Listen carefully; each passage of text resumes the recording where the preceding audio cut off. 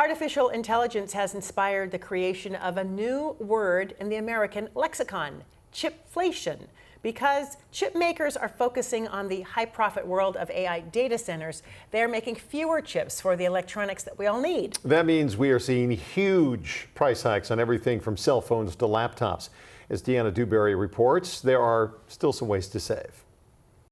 I come here even if it's windy, snowy, rainy, or sunny. 6-year-old Devon loves this local learning lab. His little fingers keyboard with far more comfort and confidence than many adults. That's because computers, Chromebooks, and tablets are now considered essential learning tools. Tools that now cost far more than you may expect. People usually have saved around $800 for a laptop. And for a very long time, that's a reasonable amount. That's no longer the case. Get ready for sticker shock. Median price has actually climbed up to $1,600, which is double what people have saved up. For example, Apple has increased the prices across 14 product lines, and it's not alone. Experts say giant AI data centers are to blame for a huge shortage in memory chips. But there are only 3 major companies that make these chips.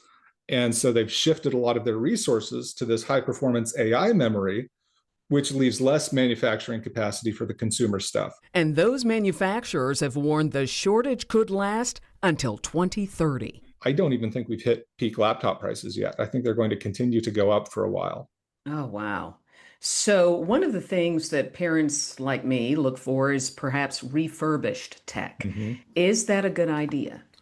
It really is. While you may sacrifice on battery health and cosmetic scratches, you can score big on savings. I recommend people shop either the major manufacturers, get your refurbished products straight from them, or major retailers like Best Buy. Look for a place that offers, things like a 90-day return policy or an extended warranty. That was Deanna Dewberry reporting. Apple is launching a new program that will allow customers to lease some of its products. The plan would replace Apple's current iPhone upgrade program, which allowed customers to swap out iPhones for a newer version after making 12 monthly payments. The new leasing offer applies to the iPhone 17 and Air models starting at $18 a month, as well as the Apple Watch Series 11 and Ultra 3.